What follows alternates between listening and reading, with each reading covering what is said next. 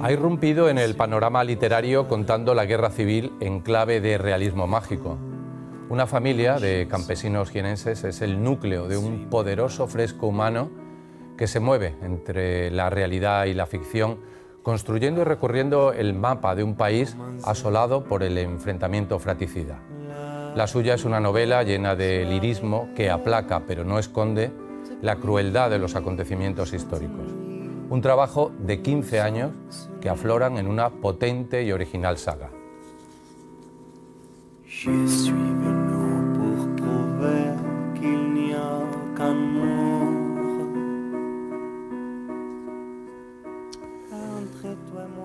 Una novela donde se reivindica la dignidad y la memoria de un pueblo para apagar años de silencio donde la razón se perdió en el olvido.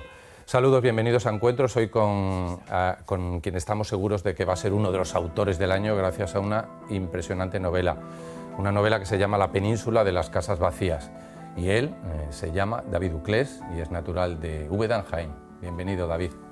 Bien hallado, gracias.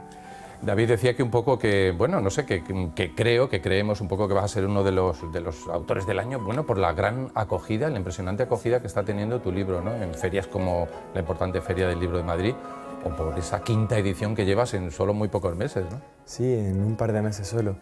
Bueno, para mí ha sido algo inesperado porque comprendo que el mercado editorial es muy complicado, es muy difícil. Entonces estoy disfrutándolo mucho, como un sueño, como algo que hay que disfrutar porque, no sé, nunca se sabe hasta cuándo dure. 15 años nada menos que investigando y recorriendo el país, ¿no? Sí, corrí toda la península en un viaje de 25.000 kilómetros para investigar la guerra civil y luego poder plasmarla en este libro concreto. Sí, recorrías la guerra civil contando hechos importantes que pasaron en esos sitios, bueno, embebiéndote de esos para un poco, supongo que encontrar un poco la esencia, encontrar, no sé, testimonios, testigos o simplemente un poco situarte geográficamente. Sí, quería recabar aquellos testimonios orales que pudiera, porque ya queda mucha gente viva que viviera la guerra con una edad que pueda recordar cosas. Pero sobre todo era para personarme en esos lugares y para hacer esos episodios más realistas. ¿No? Pues, por ejemplo, el hecho de ir a Badajoz y de conocer la ciudad hace que el episodio concreto de Badajoz pues tenga una descripción un poco más verosímil. Más verosímil. En algunos encontraste, eso que nos dices, encontraste huellas o testimonios de lo que sucedió allí durante la guerra. Sí, muy pocos testimonios orales, pero algunos fueron clave. Por ejemplo, un señor de más de 100 años en Badajoz, que fue quien me contó cómo llegó su padre aquella noche a casa y después de ver la masacre de la Plaza de Toros, ¿no? O una mujer de Guernica que estaba también, que había sufrido el bombardeo. O sea, que sí que he cogido algunos testimonios orales, pero muy poco. Muy poco. Bueno, todo comenzó un poco, David, contando las historias que tu abuelo, de alguna manera, te había ido narrando a ti, ¿no? Es decir, ese fue un poco el germen del libro, ¿no? Sí, en 2009 consideré empezar a apuntar las historias que me contaba mi abuelo sobre la familia. Toda mi familia viene del mismo pueblecito jienense, que es Quesada, con lo cual hacer ese proceso de juntar historias de la misma familia, de varias generaciones, me fue muy sencillo. Y quise hacer un Macondo íbero, ¿no? Como un libro en realismo mágico sobre esas generaciones de mi familia. Sobre esas generaciones. Y tu abuelo era de esas generaciones que, bueno, que no tenía miedo a contar un poco, ¿no? Que no tenía miedo a contar lo que pasó, lo que le habían contado, no. como otras generaciones, ¿no? que guardó silencio por pudor, por miedo, por un montón de causas. Quizás porque tuvimos suerte, no tuvimos tampoco ningún episodio que nos haya marcado o que nos haya traumatizado en nuestra familia respecto a la guerra, ¿no? Sí que su padre tuvo que exiliarse del pueblo, pero no hubo ningún familiar que fuera fusilado, que muriera en Quesada, ¿no? De nuestra familia. Por lo tanto, no hubo esa herida y mi abuelo hablaba con total libertad. Era muy granujilla, además. Le encantaba contar historias, pues eso, irónicas y reírse un poco del otro. Del otro y de lo que pasó, y un poco eso te lo fue transmitiendo para que fueras construyendo esta historia. Bueno, entonces ahí es donde un poco te sentiste escritor en ese momento, o ¿cuál es un poco tu formación cuando empezaste un poco a escribir? Sí, sí, digamos que fue ahí, Sí. porque cuando me di cuenta de que tenía tantísimas historias sobre mi familia, no sabía qué hacer con ella y le di forma de libro. Yo soy un buen lector, o sea, había leído desde pequeño, entonces pues tenía algunos referentes y dije, ¿por qué no? Voy a escribir esto en una novela, ¿no? Pero no tenía mucha vocación, ¿eh? Era más la necesidad de transmitir ese recuerdo de mi abuelo que la idea de tocar otra rama artística no tenía. Ya. Bueno, el pueblo escenario central de un poco de toda esa increíble novela de nada menos que 700 páginas es Quesada. Estamos viendo imágenes de Quesada, de tu pueblo, que en el libro se llama Jándula. ¿Por qué le cambias el nombre? Es un trasunto, se suele hacer en estas obras de realismo mágico, de no poner el nombre original. Y yo tuve mucho tiempo qué nombre le podía poner. Al principio se llamaba La Acequia, pero luego me vino Jándula. Te vino a la mente Jándula. Bueno, un pueblo donde nacen muchas leyendas, me imagino, muchas de las leyendas que cuentas ahí, muchas de las historias, ¿no? de las costumbres, esa eutanasia local, esa chuza, esa planta que la tocabas y te quedabas congelado. ¿Eso realmente existe? ¿Es un mito que se cuenta en el pueblo? ¿Cómo? Eso es producto de mi imaginación. De tu imaginación. Pero sí que es verdad que las costumbres que nombro, si no son de mi pueblo, son de pueblos cercanos. Pero suelen ser del pueblo, ¿eh? Sí, cada pueblo tiene un buen archivo de historias que rozan el realismo mágico. Rozan el realismo mágico. Un pueblo que cuando los milicianos en la novela pues, parten de allí, tú describes así, las montañas de aquel valle sabían cómo proteger a su querida Jándula. Es un homenaje también que haces al pueblo de donde viene tu familia, ¿no? Sí, además en el libro los accidentes geográficos, la topografía cobra vida y también tiene un papel importante, un personaje más. Es un personaje. El protagonista, hablemos del protagonista, de ese protagonista que se llama Odisto Ardolento, que es un poco tu ascendiente, ¿no? Sí, está basado en el carácter de mi abuelo, ya que fue el que me contó la historia, aunque realmente sería mi bisabuelo, porque por edad, ¿no? Pero sí, es un hombre que se debe al campo, que no tiene ideales políticos, solamente quiere que su familia salga adelante y que el campo vaya bien. Le vaya bien. Es un homenaje a lo que dices, es un homenaje a los hombres del campo, a los hombres buenos, al estoicismo, ¿no? de la gente que vivía en pueblos y en ciudades pequeñas, ¿no? En esa Andalucía interior. Sí, mi objetivo era recrear lo universal desde lo individual, coger a héroes anónimos en lugar de personajes célebres y retratar la guerra y cómo se vivieron aquellos años a través de estos personajes inocentes o estos pobres inocentes, como decía Delibes, ¿no? Estos pobres inocentes, porque he leído por ahí que lo que te atrae es la gente humilde, los perdedores.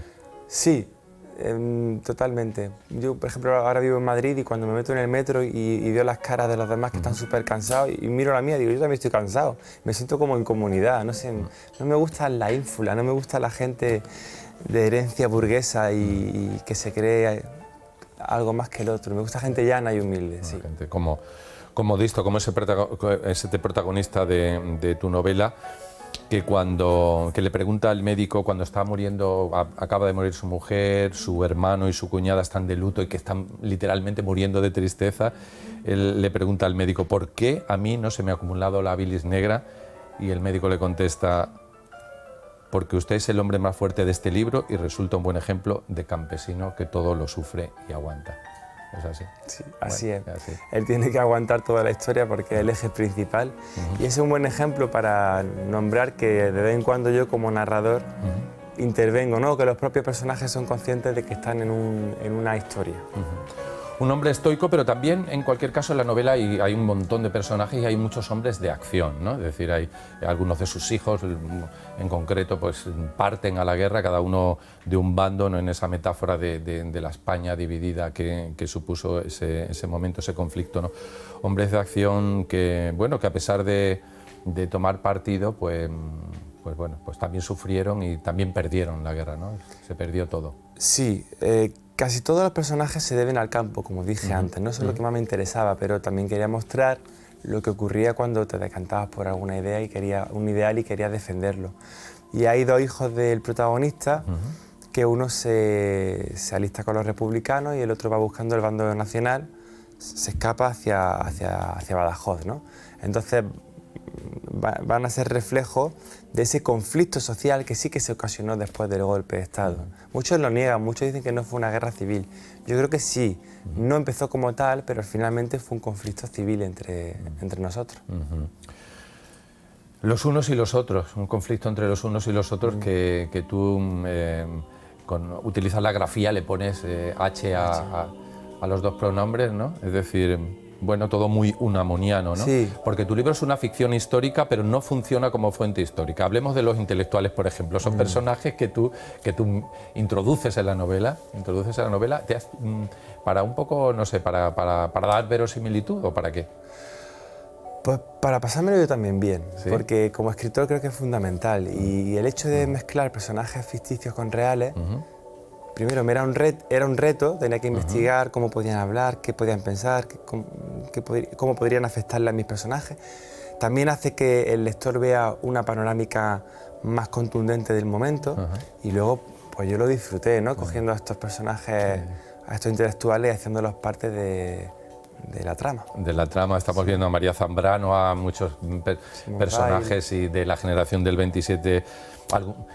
¿Alguno se te resistió? ¿Alguno tuviste que recortarlo? ¿Alguno se rebeló contra el autor y no quiso salir o qué?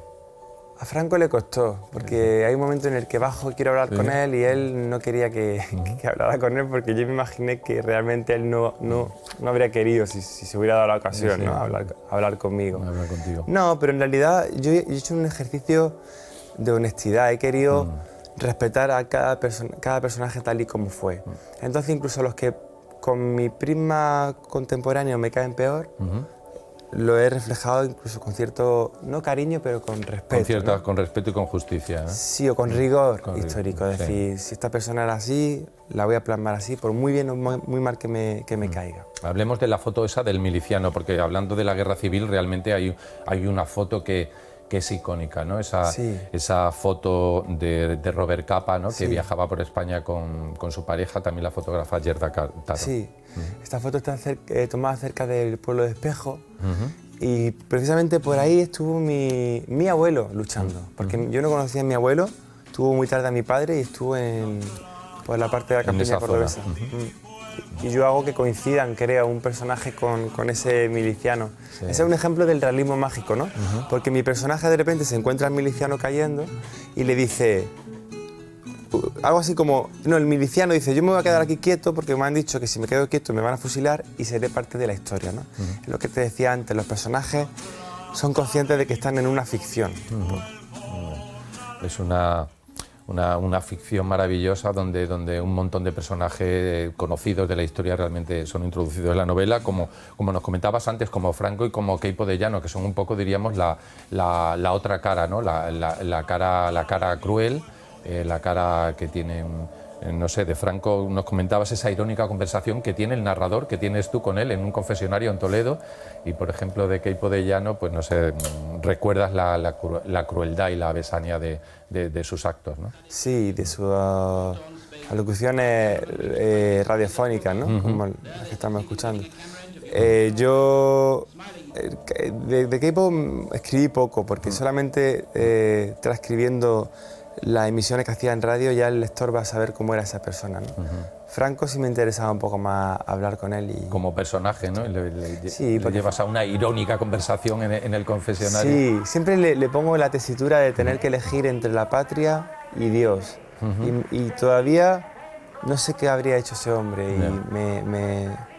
me da curiosidad. Te da curiosidad. Bueno, hablemos también un poco del arte, porque el arte un poco como metáfora de lo que debía ser salvado, ¿no? Como un poco el rigor del pueblo, y hay un episodio de la historia de esos años maravilloso, que es la evacuación de los cuadros del Museo del Prado hacia Suiza, ¿no? Sí. Eso también está contado un poco en... Sí, primero se lo llevan, si no recuerdo mal, hacia Valencia, hacia el puerto, y luego lo llevan hasta Suiza, sí.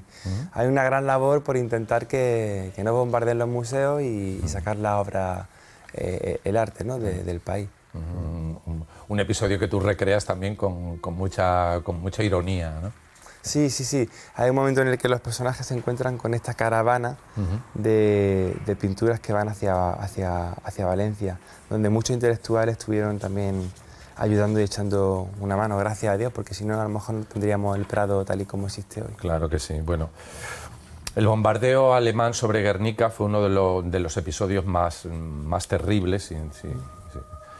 Un episodio que conmocionó a Europa, ¿no? y que también provocó que el malagueño, el genial Picasso, que vivía entonces en París, hiciera un cuadro que reflejara todo eso y que quedara para la posteridad ese episodio, ¿no? Grabado. Tú reproduces y reinventas un poco la historia de cómo Picasso llega a querer pintar eso, ¿no? Sí, porque Picasso no es precisamente un personaje al que le guarde yo mucha simpatía. Me gusta separar la obra del autor. Ojo, su obra es maravillosa y me encanta, me parece el mejor pintor que ha habido nunca, pero no... Como personaje no te... No, creo que se propasaba con las mujeres y no me hace mucha gracia. Entonces, él tampoco era muy político y yo creo que la creación del cuadro fue más porque se lo encargaron, más que porque tuviera esa necesidad, no sé. En todo caso, quería ser un poco hostil yo con Picasso y hay un momento en el que dejo entrever que es un hombre que se mueve un poco más por interés que por humanidad. Ya. Sí. Lo siento que es malagueño, pero no, yo también soy jienense. Es una opinión de un escritor y todo el mundo tiene opiniones también, que la vida personal de los artistas no tiene nada que ver con su obra. Mientras estén muertos, los separo. Si están vivos, no, pero ya...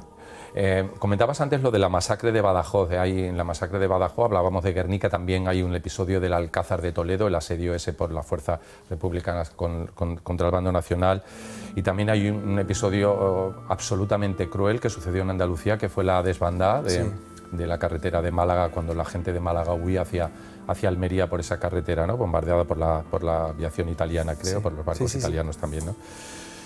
Son hechos claves, ¿no? Que han dejado una sombra todavía, ¿no? que tú has querido reflejar, ¿no? Sí, además son hechos que muchos escritores de mi generación están llevando ahora a la literatura, porque no se hablaba de eso. El otro día, hablando aquí en la firma de Málaga, me decían los malagueños que ellos no habían aprendido en el colegio lo de la desbandada, que lo supieron luego por familiares y que no se lo habían dado en los institutos, ¿no? Ahí deberíamos ser...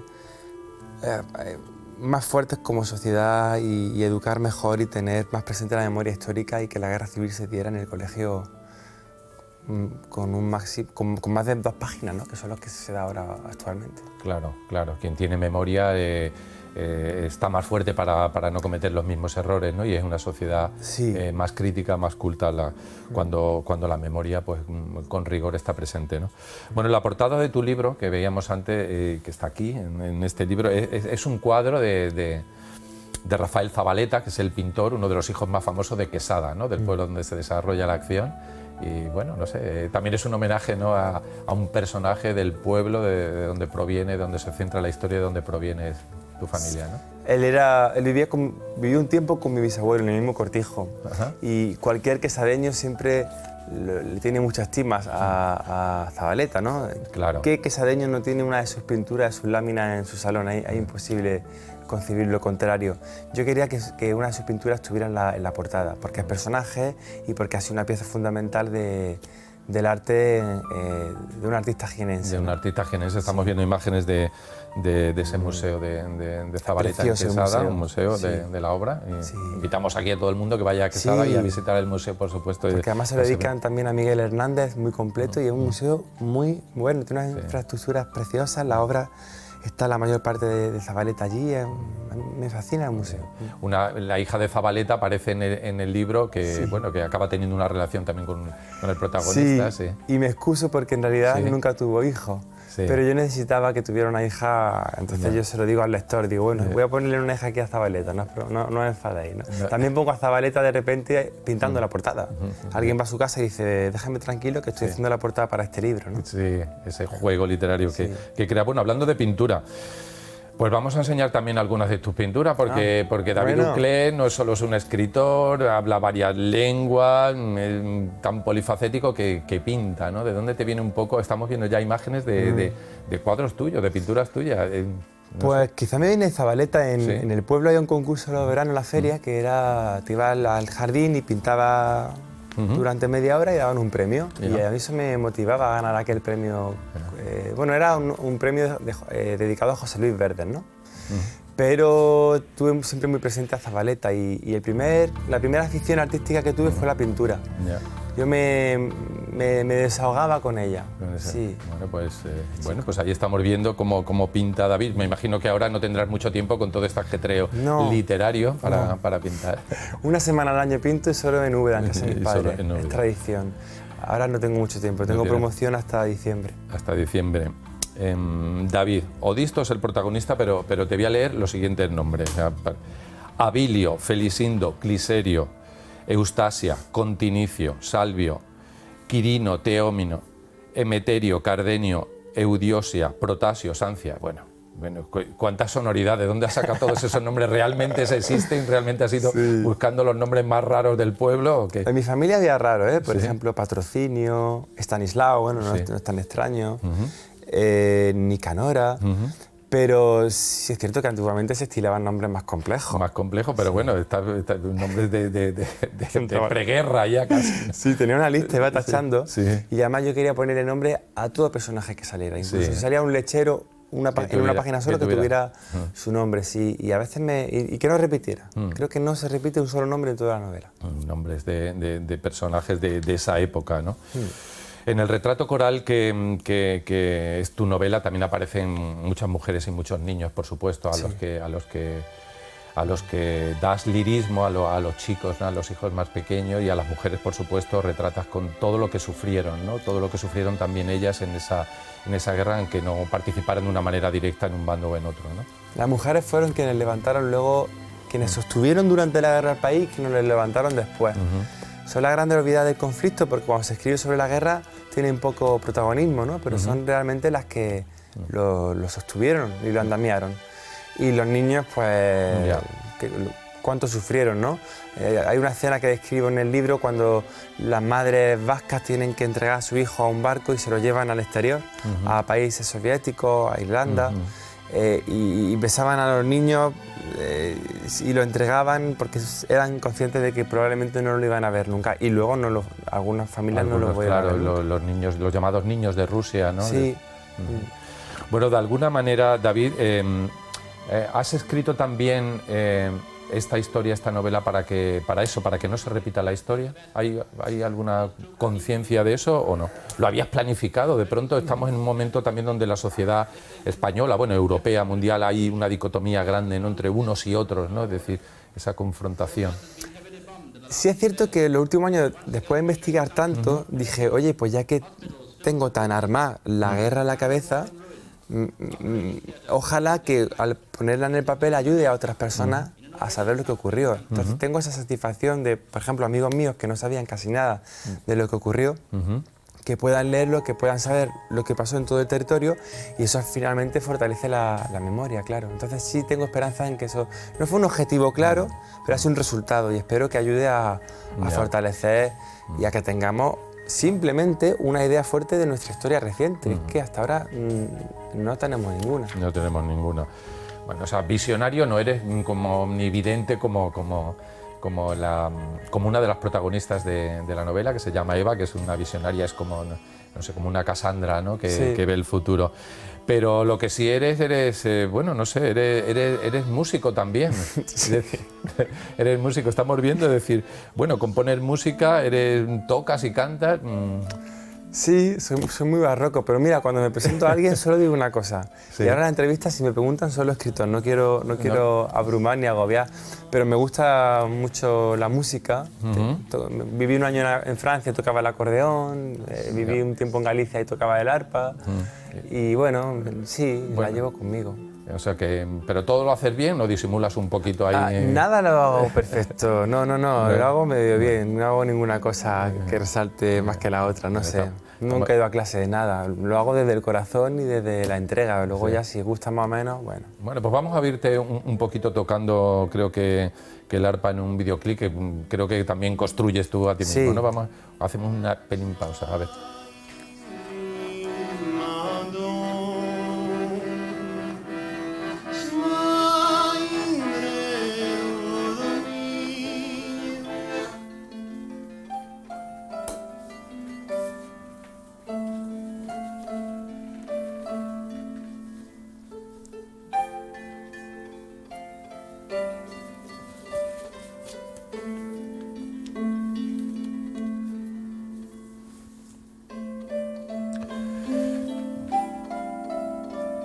David tocando el arpa, creo que ¿dónde es esto? ¿En el Retiro? En el Retiro. En el Retiro, ¿no? Es decir, bueno. ¿Y quién decías que te había enseñado a tocar el arpa? Nadie. La única persona que me enseñó algo de música fue una monja, Sor Antonia. Cuando tenía 12 años, yo quería estar con mi amiga, siempre he tenido chicas, amigas, y no me dejaban cantar en el coro porque no tenía la voz aguda. Y la monja me dijo, si quieres, cómprate una guitarra. Pero si no, no puedes estar aquí. Y me la compré porque quería estar con mi amiga. Rompí la hucha, me acuerdo que me costó 6.000 pesetas entonces. Y ahí empezó la vocación. Ya toca la guitarra, el acordeón, el piano, el arpa, en fin, bueno, no sé, no barroco, un poco más del Renacimiento. Bueno, Lorca también era músico. Además de dramaturgo, tocaba muy bien el piano. Bueno, él es uno de tus referentes, ¿no? Junto, por ejemplo, con también el escritor del realismo mágico peruano Manuel Escorza, que me gusta, creo, no sé, lo he intuido por ahí. Sí, sí. Y también, bueno, no sé, el cineasta surrealista José Luis Cuerda. Sí. Son referentes que has tenido un poco para hacer tu trabajo, ¿no? Sí, Lorca, yo siempre digo que es primo hermano, ¿no? Porque nos hemos criado en una tierra muy cercana y ese amor por lo telúrico, por las costumbres, por las supersticiones de los pueblos está en el libro. Entonces tengo ciertos referentes que intento que estén presentes. José Luis Cuerda, ese humor absurdo que, por ejemplo, de Amanece que no es poco, pues también he intentado que los momentos de humor se acerquen un poco a... Bueno, es que compartimos humor al final y su tierra también es muy vecina a la mía, entonces bueno. Muy bien, y bueno, y Miguel Hernández también por ese compromiso, diríamos, social que tuvo como personaje. Mucho. Y además, bueno, que coincide una cosa maravillosa, que es que su mujer, ¿no? Que Josefina Manresa era de Quesada, ¿no? Sí, por muchas circunstancias. Cuando empecé el libro tenía presente a Lorca, cuando lo terminé tenía presente a Miguel Hernández. Sí, lo descubrí escribiéndolo. De hecho, la última estrofa con la que cierro el libro es una parte de su Nana de la cebolla, que precisamente habla de casas vacías, ¿no? Y para mí el gran descubrimiento de todos los... Mira que he investigado intelectuales, de todo, Miguel Hernández el que más cariño ahora le profeso. Bueno, la novela tiene muchas cosas interesantes, muchos juegos estilísticos, ¿no? Con los que juegas, ese realismo mágico, el costumbrismo. Bueno, el realismo mágico también te viene de una anterior novela que tenías que se llamaba Emilio y Octubre, ¿no? Sí. Y ahí ya un poco empezabas un poco con ese estilo, ¿no? Sí, me gusta deconstruir la realidad y volverla a ensamblarla bajo cierto velo onírico, ¿no? Jugar un poco con la construcción y hacerlo algo como más surrealista, como si fueran pinturas de Magritte o de Dalí. El estilo con el que más disfruto, sí.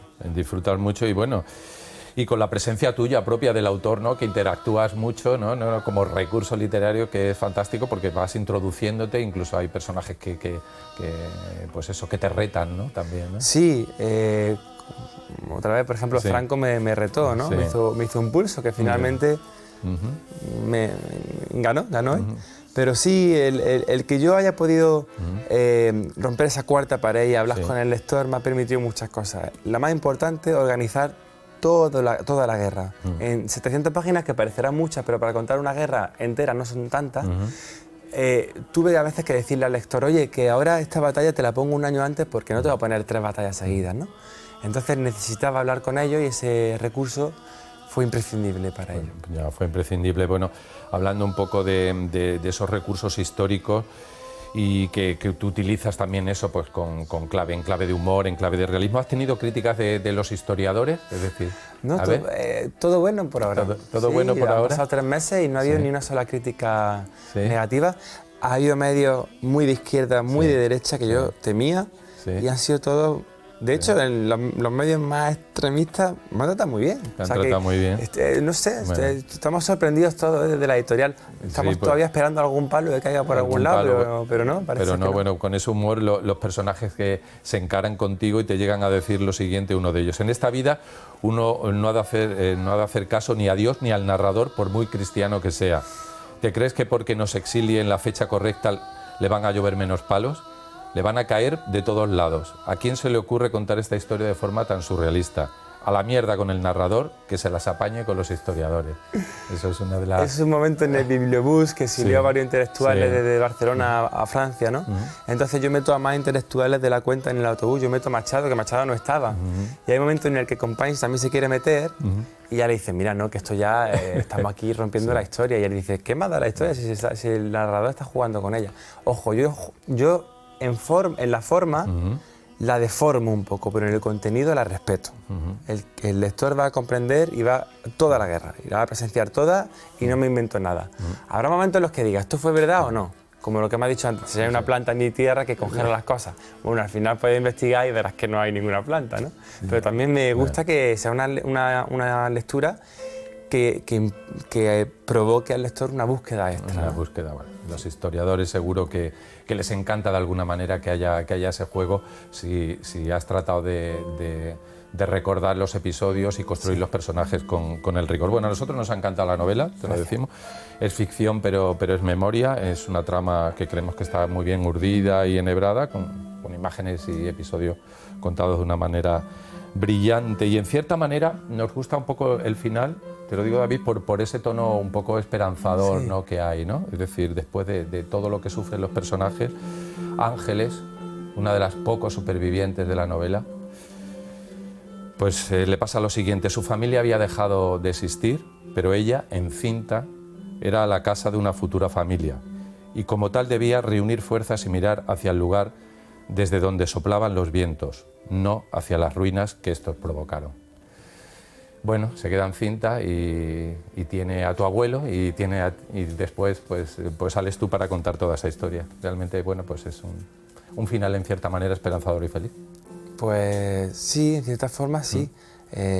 Seguimos aquí, habitando esta península, no fue tan atroz. Lo que necesitamos es honrar a los que no están, que tengan un lugar tranquilo para descansar y tenerlos presentes, ¿no? Pero mirar hacia el futuro, claro.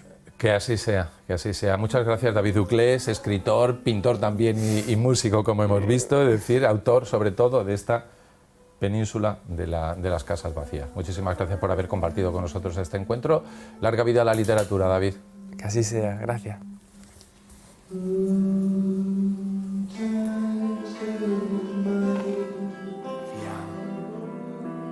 Avec moi, cette nuit, je suis à Paris. Écoute ma chanson et suis mes pas. Elle va commencer